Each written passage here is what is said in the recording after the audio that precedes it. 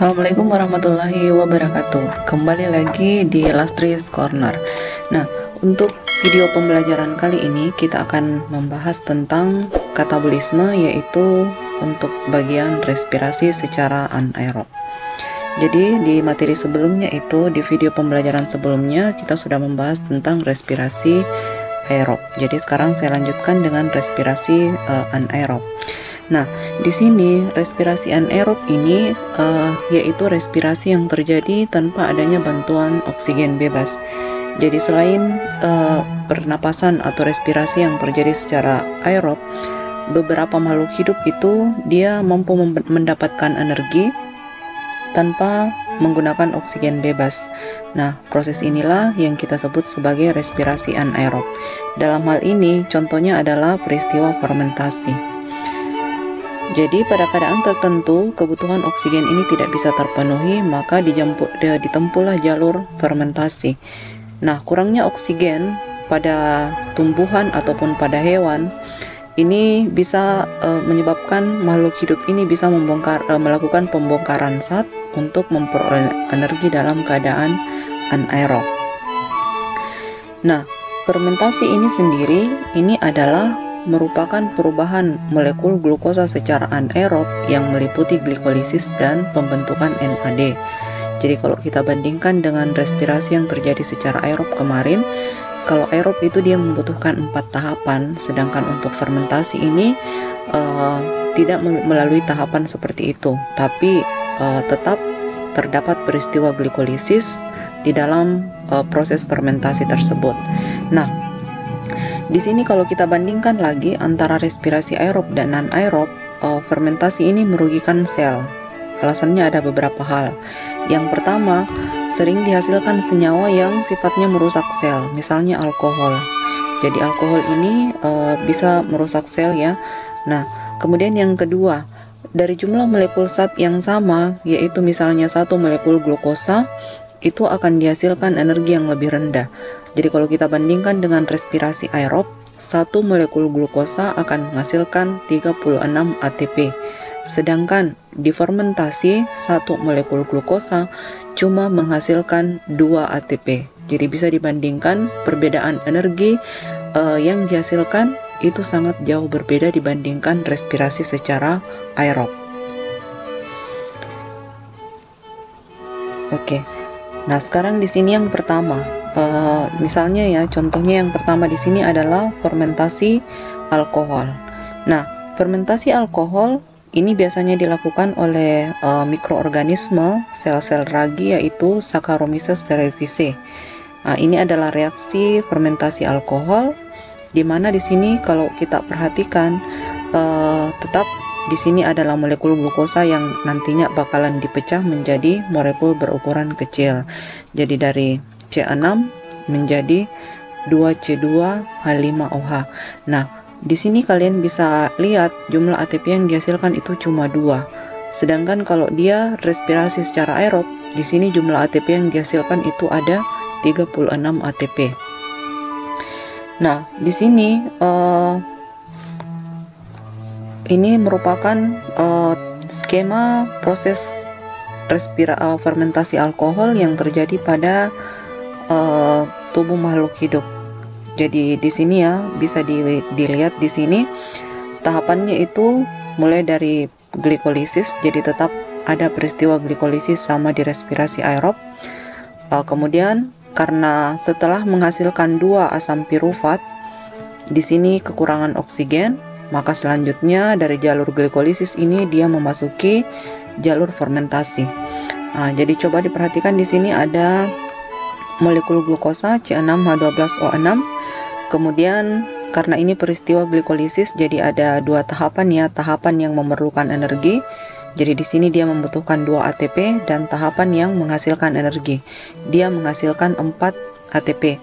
Tapi di hasil akhir di sini secara keseluruhan jumlah ATP yang dihasilkan di peristiwa glikolisis ini cuma 2. Kenapa 2? Karena kita kurangi dari 4 dikurangi dengan pemakaian 2. Jadi hasil akhir di sini cuma 2 ATP yang dihasilkan. Kemudian selain 2 ATP, di sini juga dihasilkan 2 molekul asam pirufat dan 2 NADH. Nah, karena kekurangan oksigen, maka dua asam pirufat ini akan langsung memasuki jalur fermentasi.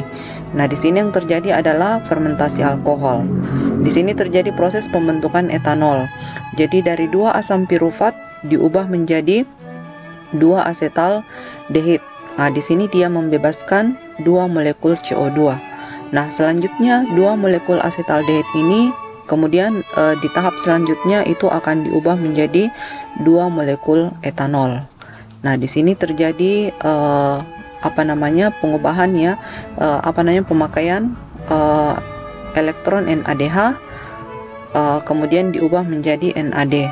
Nah, di sini di tahapan fermentasi alkohol ini ternyata ATP yang dihasilkan sebanyak 2 ATP ini itu dihasilkan pada peristiwa glikolisis. Jadi bisa dilihat di skema ini, pada saat perubahan 2 piruvat menjadi 2 etanol, di sini sama sekali tidak dihasilkan ATP. Jadi ATP itu dihasilkan di peristiwa glikolisis. Ya, jadi hasil akhirnya 2 ATP dihasilkan di peristiwa glikolisis. Ini tahapannya ya, jadi bisa dilihat di sini pembebasan CO2 dari asam piruvat sehingga terbentuk asetaldehid. Kemudian asetaldehid direduksi menjadi etil alkohol atau etanol. Kemudian NAD di sini digunakan untuk kembali dibentuk untuk peristiwa glikolisis. Jadi nantinya akan digunakan lagi untuk peristiwa glikolisis. Nah, itu untuk fermentasi alkohol.